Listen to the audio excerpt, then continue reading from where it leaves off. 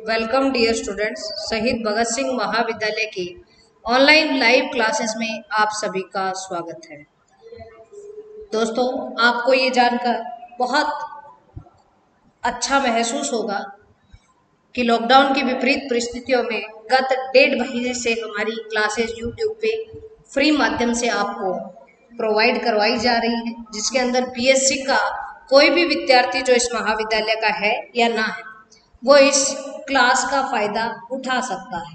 तो स्टूडेंट्स, आज हम जो चर्चा करने जा रहे हैं ये मेरी क्लास है बीएससी पार्ट फर्स्ट ईयर के लिए, और जिस पेपर पे हम चर्चा करेंगे वो है जूलॉजी का पहला पेपर। इससे पहले बीएससी पार्ट प्रथम वर्ष के विद्यार्थियों को मैं बता दूं कि हमारे यूट्यूब चैनल पर केमिस्ट्री की क्लास डेली लाइव रहती है, जिसका समय रहता है 12 से 1 ये बीएससी फर्स्ट ईयर की क्लास डेली जो है यूट्यूब चैनल पर लाइव रहती है। तो आप इसका फायदा भी ज़्यादा से ज़्यादा उठा सकते हैं और अपने सहपाठियों को भी इसके बारे में जानकारी दें। तो इससे पूर्व की क्लास में हमने पढ़ा था, आज की दिनांक हमारी है 8 सितंबर 2021। इससे पूर्व की क्लास में जो हमारी क्लास लगी थी इससे पहले, उसमें हमने जाना था प्रोटोजोआ के बारे में। तो स्टूडेंट्स, प्रोटोजोआ हमारा फाइलम जो है वो कंप्लीट हो चुका था। आज हम जिस पे चर्चा करने जा रहे हैं वो दूसरा फाइलम है जिसका नाम है पोरीफेरा। तो आज हम जिस संघ की चर्चा करेंगे वो है पोरीफेरा।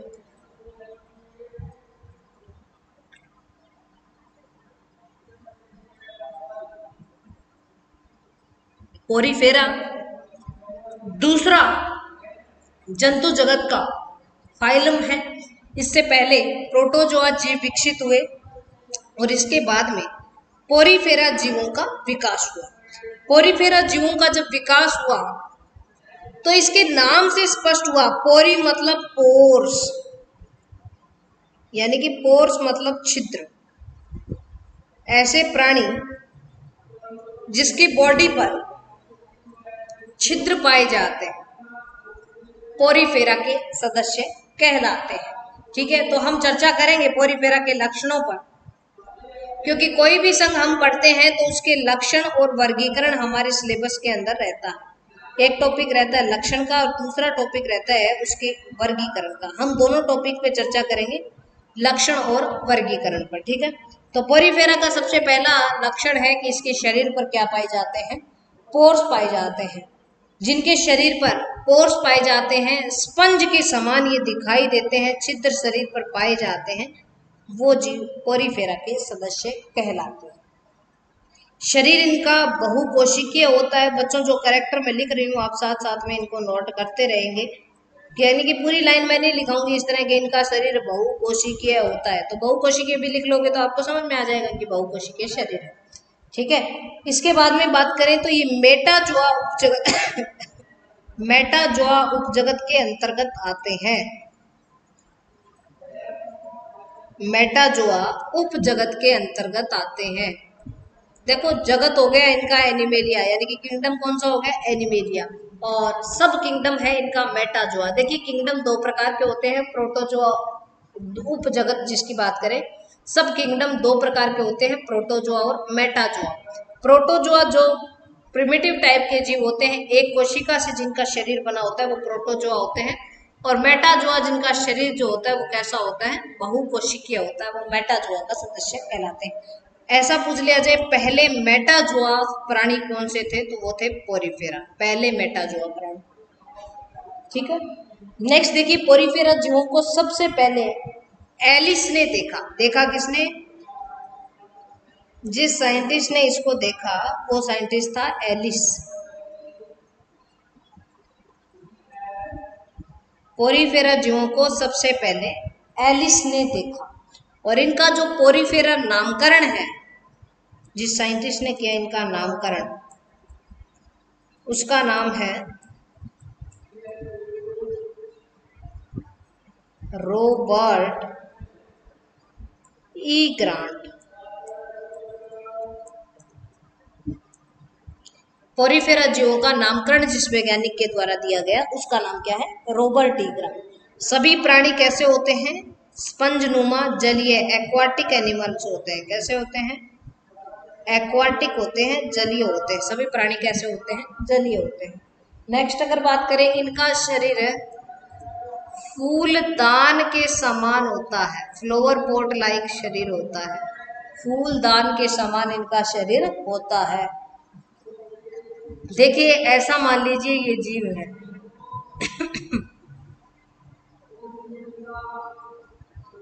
ये सतह से अटैच है, ये यहाँ पर एक और लगा हुआ है। इस तरह मान लीजिए ये जीव है, ठीक है। अब इसकी बॉडी पर दो प्रकार के छिद्र पाए जाते हैं। एक छिद्र तो इसके स्वतंत्र छोर पर यहाँ है, ठीक है। ये देखिए दोनों में यहाँ क्या है? छिद्र है, ठीक है। और बाकी इसकी पूरी बॉडी पर छिद्र है। पूरी बॉडी पर क्या है? छिद्र। एक मिनट,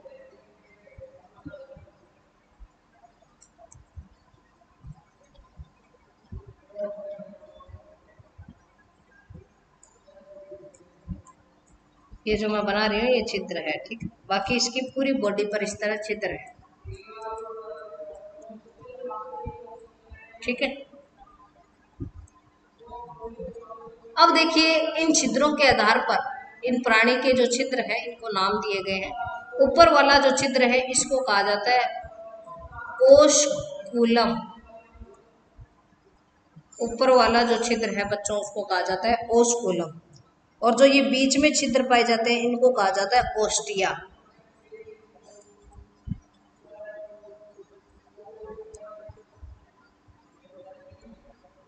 बीच में जो छिद्र पाए जाते हैं उनको क्या कहा जाता है? ओस्टिया कहा जाता है।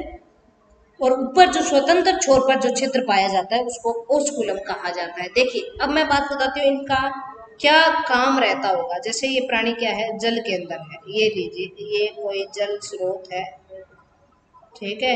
यहाँ तक मान लीजिए ये जल स्रोत है, इसके अंदर भरा हुआ है जल।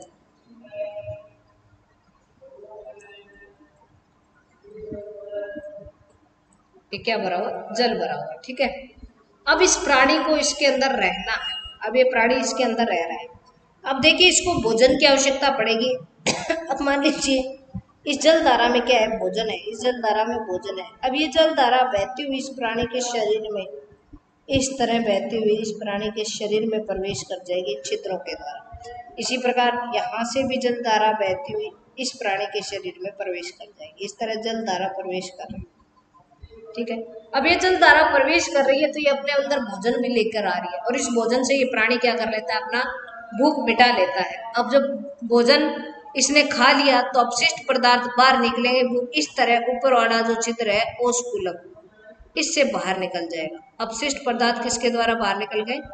ओस्कुलम के द्वारा बाहर निकल गए। और भोज्य पदार्थ किसके द्वारा अंदर आ गए? ओस्टिया के द्वारा अंदर आ गए, ठीक है। ये देखिए ओस्टिया के द्वारा भोज्य पदार्थ अंदर आ गए, ठीक है। इस प्रकार की व्यवस्था जिस प्राणी में पाई जाती है उसको कहा जाता है स्पंज। क्या कहा जाता है? स्पंज। या उसके संघ को कहा जाता है पोरिफेरा संघ, ठीक है। तो ये जानकारी आपको क्या करनी है? याद रखनी है। रॉबर्ट ई ग्रांट ने इसका क्या दिया था? नाम दिया था। देखा किसने था? एलिस ने देखा। रॉबर्ट ई ग्रांट ने इसका नाम दिया था और इसको जिस वैज्ञानिक ने देखा उसका नाम क्या था? एलिस था। शरीर इनका फूलदान के समान होता है, ठीक है।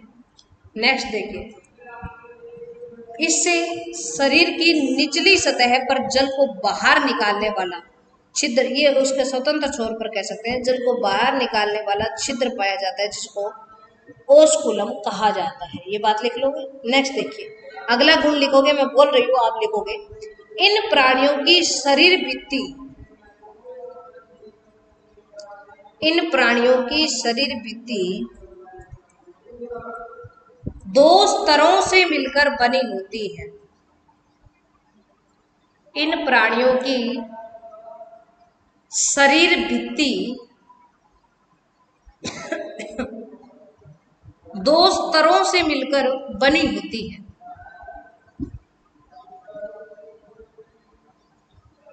लिख लिया आपने? दो स्तर का मतलब क्या होता है बच्चों? इसमें दो स्तर पाया जाता है। एक बाहरी स्तर हो गया और एक स्तर हो गया वो आंतरिक स्तर हो गया। देखिए जो बाहरी स्तर होता है उसको पिनेकोड्रम कहा जाता है और जो आंतरिक स्तर होता है उसको कोइनोड्रम कहा जाता है। इस प्राणी का शरीर 2 स्तरों से मिलकर बना होता है। बाहरी स्तर को पिनेकोड्रम कहा जाता है। लिख रहे हो ना आप साथ साथ में, हाँ नोट करते रहे। बाहरी स्तर को पिनेकोडर्म कहा जाता है तथा आंतरिक स्तर को कोएनोड्रम कहा जाता है।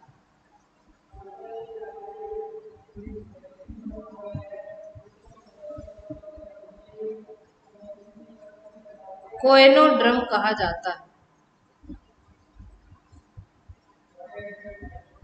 ठीक है, लिख लिया। इससे आगे लिखेंगे आप, ये प्राणी द्विजन स्तरीय प्रकार के होते हैं, डिप्लोब्लास्टिक।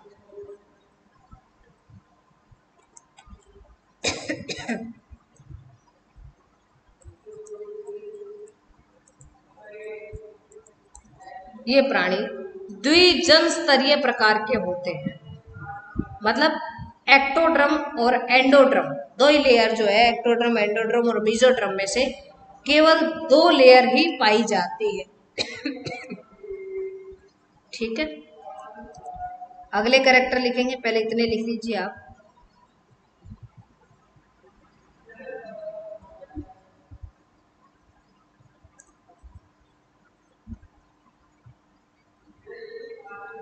लिख लिया आपने। नेक्स्ट लिखिए, इनका स्पेशल फीचर है। अब मैं पेज चेंज कर रही हूँ, आपने इतने कैरेक्टर लिख लिए तो अब अगले पेज से लिखेंगे। अगला फीचर है कि इनमें नाल तंत्र का पाया जाना, नाल तंत्र का पाया जाना स्पेशल लक्षण है।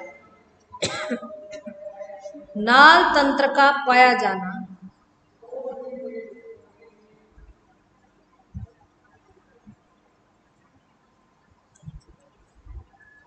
इनमें नाल तंत्र का पाया जाना स्पेशल लक्षण है। नाल तंत्र का पाया जाना लिख लिया ना आपने। अब देखो, नाल तंत्र का पाया जाना क्या होता है। नाल तंत्र देखिए, इस तरह से मान लीजिए ये जीव है, ये जीव है जो मैंने अभी आपको बताया। ठीक है, अब देखिए यहां पर इसके ओस्कुलम है। क्या है? ओस्कुलम है। पूरी बॉडी पर ओस्टिया है, यहाँ पर क्या है? ओस्कुलम है। अब होता क्या है, यहाँ से इसमें जल प्रवेश कर रहा है, भोज्य पदार्थ भी आ रहे हैं, और ये जल यहाँ से बाहर निकल रहा है। ठीक है, यहाँ से जल प्रवेश कर रहा है और यहाँ से जल क्या है? बाहर निकल रहा है। ठीक, ऐसी घटना हो रही है। अब हमें इसको समझना है कि ये हो तो रहा है, लेकिन इसमें जरूरी पदार्थ कैसे रुक रहे हैं, तो वो घटना कैसे हो रही है। अब यहाँ पर देखिए क्या होगा, यहाँ पर इस तरह भित्तियां अंतर्वलित व बहिर्वलित होती है, यानी कि अंदर फोल्ड बाहर फोल्ड, अंदर फोल्ड बाहर फोल्ड, इस तरह भित्तियों का अंतर्वलन व बहिर्वलन पाया जाता है इस तरह जीव के अंदर। ठीक है, और ये भित्ति अंतर्वलन व बहिर्वलन करके भोज्य पदार्थ जो है उनका शोषण करती रहती है। ठीक है, और इसके द्वारा जो बनता है उसको नाल तंत्र कहा जाता है। इसके द्वारा क्या बनता है? नाल तंत्र बनता है। तो नाल तंत्र का पाया जाना पोरीफेरा के सदस्यों की खास विशेषता है। ठीक है, लिख लिया आपने? लिखिए इसमें, इन प्राणियों का बाह्य कंकाल कैल्शियम कंटिकाओं का बना होता है।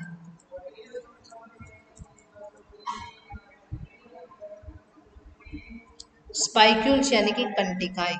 इन प्राणियों का बाह्य कंकाल कैल्शियम कंटिकाओं का बना होता है।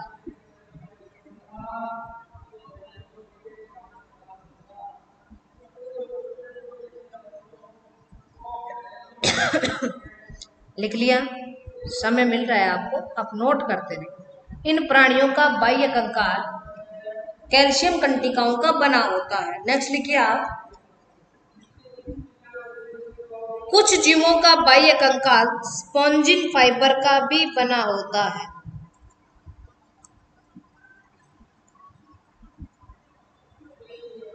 कुछ जीवों का बाह्य कंकाल स्पॉन्जिन फाइबर्स का भी बना होता है। स्पॉन्जिन फाइबर का बना हुआ बाह्य कंकाल भी पाया जाता है। ठीक है, लिख लिया? चलिए आगे बढ़ते हैं। नेक्स्ट लिखिए, जिन कोशिकाओं का निर्माण कैल्शियम कंटिकाओं, यहां पर आप देख रहे हो कैल्शियम स्पाइक्यूल्स है, ये देख रहे हो, ये कैल्शियम स्पाइक्यूल्स है, ठीक है। इस कैल्शियम स्पाइक्यूल्स का कोई ना कोई सेल तो निर्माण कर रही होगी, तो इसकी जो निर्माणकारी सेल है,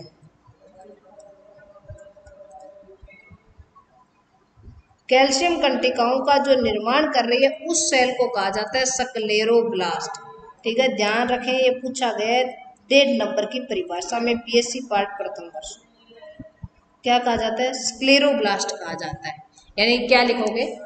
जिन कोशिकाओं के द्वारा कैल्शियम कंटिकाओं का निर्माण होता है, जिन कोशिकाओं के द्वारा कैल्शियम कंटिकाओं का निर्माण होता है, उसे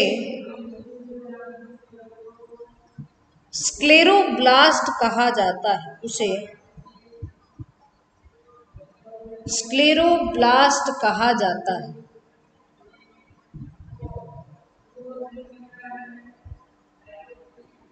उसे स्क्लेरोब्लास्ट कहा जाता है। देखिए आगे देखिए,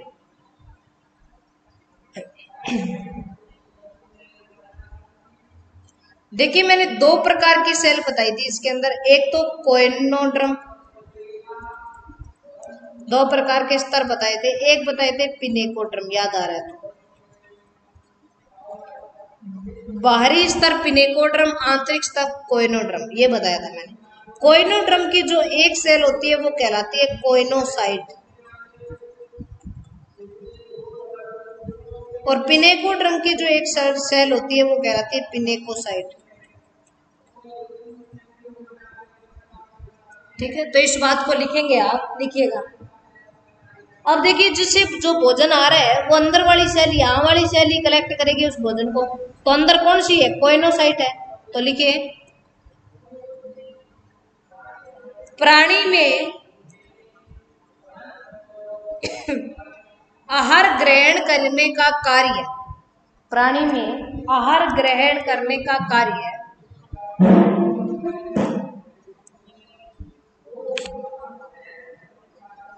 प्राणी में आहार ग्रहण करने का कार्य कोएनोसाइट सेल के द्वारा किया जाता है।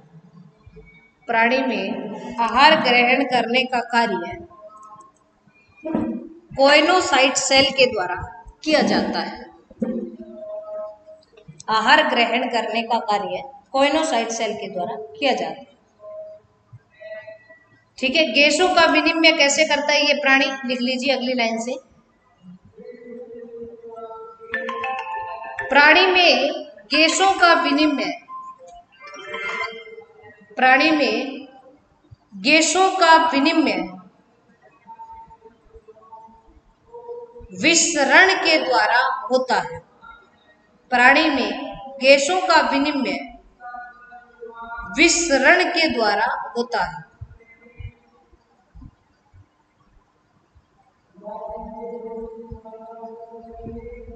प्राणी में गैसों का विनिमय विसरण के द्वारा होता है, लिख लिया।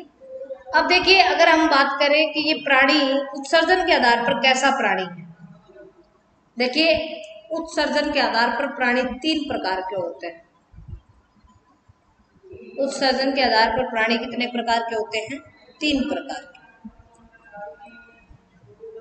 एक होता है अमीनोटेनिक,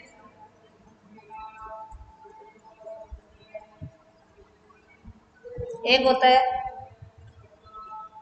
यूरिकोटेलिक,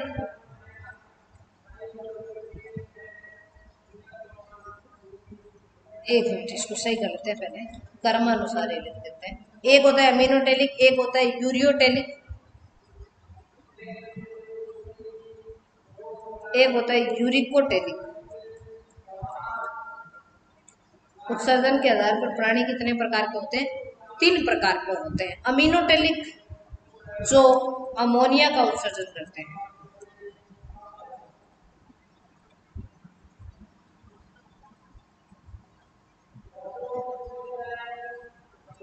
अमीनोटेनिक जो अमोनिया का उत्सर्जन करते हैं, यूरियोटेनिक जो यूरिया का उत्सर्जन करते हैं, यूरिकोटेलिक जो यूरिक अम्ल का उत्सर्जन करते हैं। अब देखिए ज्यादा मात्रा में अमोनिया जो होती है विषैली होती है, अमोनिया जो होती है ये विषैली होती है और इसके त्याग को तुरंत करना होता है। ऐसा नहीं हम शरीर में रख लेंगे, इसको जल्दी से त्याग करना होता है और जल्दी से त्याग के लिए ज्यादा मात्रा में यानी कि बनी और त्याग कर दिया, बनी और त्याग कर दिया तो ज्यादा मात्रा में पानी चाहिए। बार बार त्याग के लिए पानी क्या चाहिए, ज्यादा चाहिए। तो जिस प्राणी के पास ज्यादा मात्रा में पानी है वो अमीनोटेलिक प्रकार का है, जिसके पास कुछ मात्रा में पानी है वो यूरियोटेलिक प्रकार का, जिसके पास जो पानी का कम इस्तेमाल करते हैं वो यूरिकोटेलिक। जैसे मान लीजिए इसका उदाहरण ले तो हम जलीय प्राणी, जलीय कीट हो गए, ठीक है। जलीय प्राणी जैसे मान लीजिए ये स्पंज है, ये भी जल में रहता है तो ये भी अमीनोटेलिक है। हम यूरियोटेलिक है, मनुष्य है। देखो मनुष्य थोड़े मात्रा में ही जल लेता है त्याग के लिए, ऐसा तो है नहीं कि वो मतलब अमोनिया बनी और अमोनिया को तुरंत त्याग कर दिया, नहीं। अमोनिया बनती है तो हम यूरिया में कन्वर्ट कर लेते हैं ताकि थोड़ी मात्रा में पानी का त्याग करना पड़े।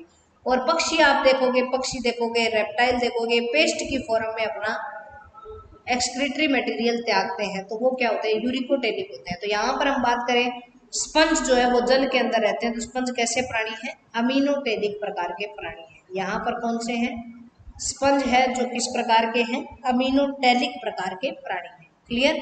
तो आप लिखोगे उत्सर्जन के आधार पर ये अमीनोटेलिक प्रकार के प्राणी होते हैं। फर्टिलाइजेशन इसमें उत्सर्जन के आधार पर ये अमीनोटेलिक प्रकार के प्राणी। निषेचन इनमें पर निषेचन पाया जाता है। अगला लक्षण लिखोगे इनमें पर निषेचन पाया जाता है। पर निषेचन मतलब क्रॉस फर्टिलाइजेशन, नर मादा क्रॉस फर्टिलाइजेशन यानी कि दूसरे जीव के साथ उसमें फर्टिलाइजेशन होता है, पर निषेचन जो है वो पाया जाता है। इन जीवों में पुनरुत्पादन, ध्यान दे सबसे महत्वपूर्ण पॉइंट,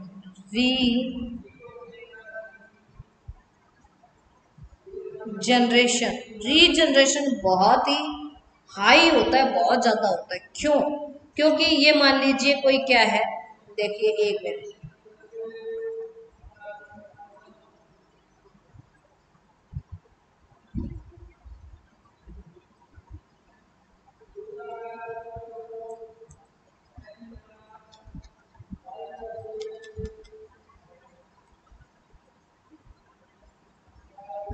ये कोई छलनी है, मान लीजिए ये क्या है,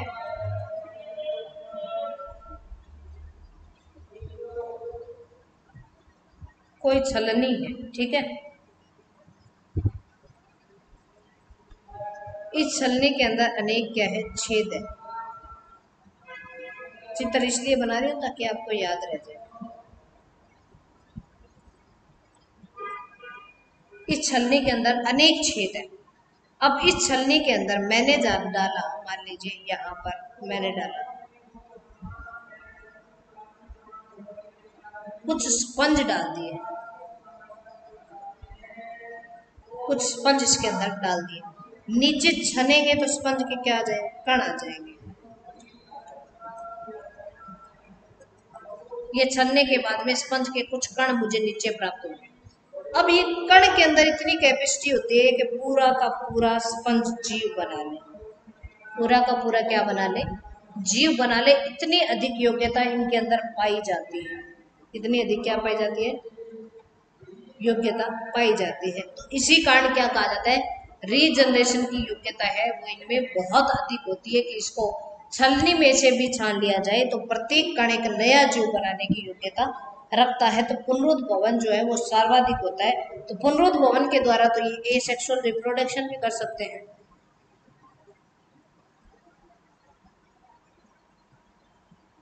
अब जनन हो गया ना तो ये अलैंगिक जनन की श्रेणी तो है, ये अलैंगिक जनन ही तो है, क्योंकि एक कण से पूरा जीव बन रहा है तो वो कौन सा है, एसेक्सुअल जनन, यानी कि इसमें क्या हो सकता है, अलैंगिक जनन भी हो सकता है। तो यहां तक आपको बच्चों याद करने हैं पोरीफेरा के लक्षण।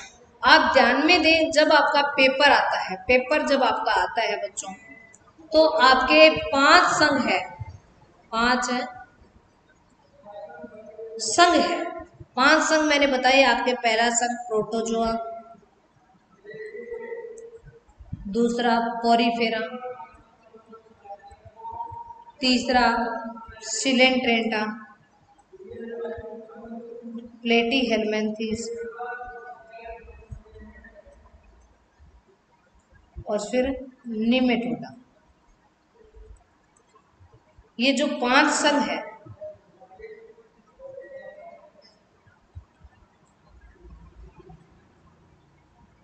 इन 5 संघ के अंदर क्या खास बात है?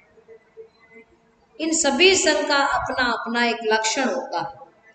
यूनिट पहली की बात करें तो इन सभी संघों के जो अपने अपने लक्षण होते हैं, एक तो वो, और इन संघ को आगे कितने भागों में कैसे वर्गीकरण किया गया वो, ये सिलेबस है आपकी पहली यूनिट का। ठीक, ये पहली यूनिट का सिलेबस है जो आपके लिए क्या है, महत्वपूर्ण है, पूछा जाता है। इनमें से अब एक मान के चलो, एक का तो आपसे क्या पूछ लेंगे, वर्गीकरण पूछ लेंगे, और किसी ना किसी एक का आपको क्या पूछेंगे, लक्षण पूछेंगे। जैसे मान लीजिए सिलेंट्रेंटा के लक्षण समझाए और प्लेटीहेलमिन्थेस को वर्गीकृत करें। इस तरह अलग अलग प्रश्न बन सकते हैं। देखो क्लासिफिकेशन का प्रश्न मोस्टली बड़े प्रश्न जो 4 या 5 नंबर के यूनिवर्सिटी के नियमानुसार आते हैं उसमें पूछा जाता है, और लक्षण जो है वो आपके 3 नंबर के प्रश्न में, कई बार कभी कभी 1.5 नंबर के प्रश्न में भी पूछ लिया जाता है। तो आप इस चीज का क्या करोगे, ध्यान रखोगे, सिलेबस क्या रहता है। ठीक है, तो हमने पोरीफेरा का क्या पढ़ लिया, लक्षण पढ़ लिया। अब हम क्या पढ़ेंगे, पोरीफेरा का वर्गीकरण पढ़ेंगे। अगली स्लाइड पे हम क्या पढ़ेंगे, पोरीफेरा का वर्गीकरण पढ़ेंगे।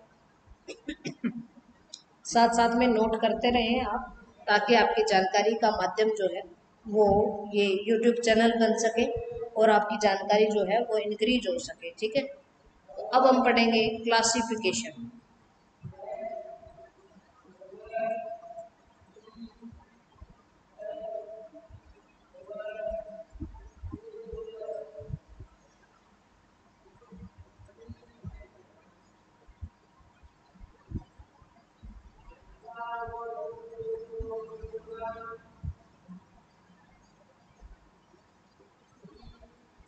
प्रोटोजोआ का वर्गीकरण। ठीक है, अब प्रोटोजोआ का वर्गीकरण हम, सॉरी प्रोटोजोआ तो कर लिया ना हमने, सॉरी सॉरी विद्यार्थी,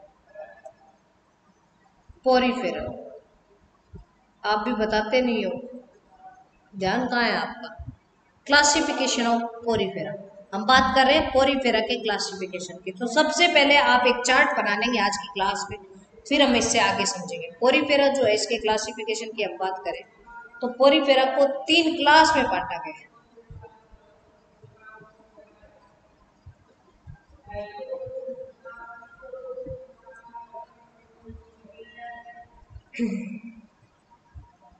कल्केरिया पहली क्लास, दूसरी एक्सेकटिनेलेडा, तीसरी क्लास है बच्चों हमारी डेमोस्पर्जी। ये 3 क्या है, क्लास है, 3 वर्ग है, कल्केरिया, एक्सेकटिनेलिडा और डेमोस्पर्जी। ठीक, अब देखिए कल्केरिया मतलब जिसका कंकाल कैल्शियम कंटिकाओं का बना होता है। अब इसको हम 2 ऑर्डर में बांटेंगे। कितने ऑर्डर में, 2 ऑर्डर में, 2 गणों में बांटेंगे। चार्ट बना लें आज सिर्फ, बाकी हम पढ़ते रहेंगे, धीरे धीरे करेंगे, कोई जल्दबाजी नहीं है। होमोशीला, ठीक, क्या हो गया, कल्केरिया का गण है, ऑर्डर है होमोशीला। दूसरा ऑर्डर है हेटेरोशीला।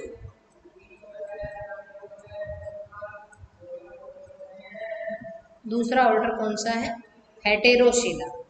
हेक्सेकटिनेलिडा को 2 भागों में बांटा गया है। फिर एक है एकास्टिकोफोरा और दूसरा है एम्फिडिस्कोफोरा। चार्ट बना लें, एका स्टिकोफोरा और दूसरा है एम्फी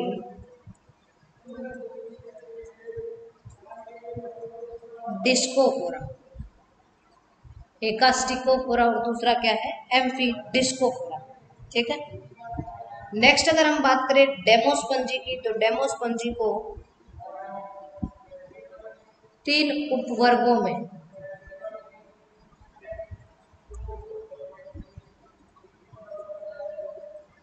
उपवर्ग है। टेट्राकटिनेलिडा,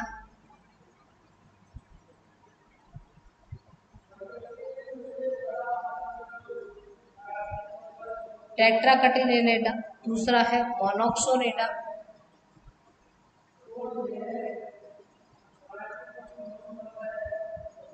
और तीसरा है कैरेसोटा।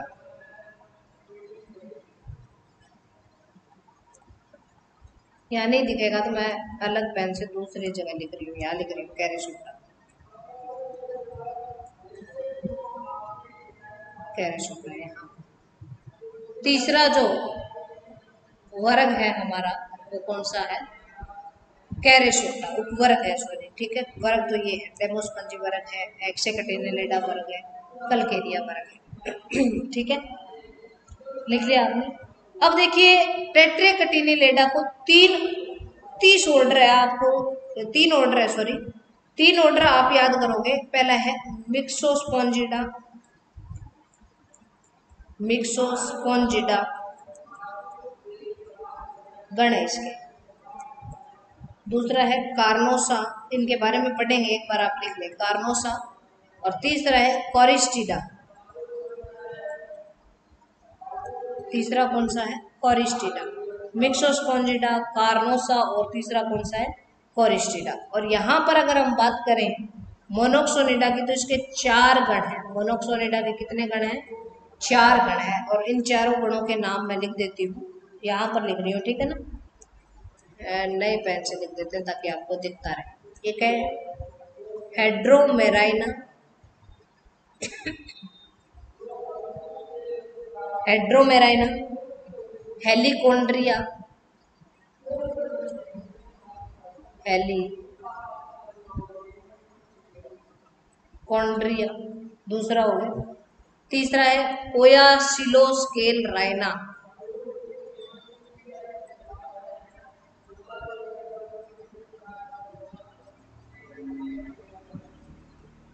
ओयासिलोस्केल राइना। तीसरा ऑर्डर है भाई इसका मोनोक्सोनिडा का। ठीक है, और लास्ट है कोरिस्टिडा,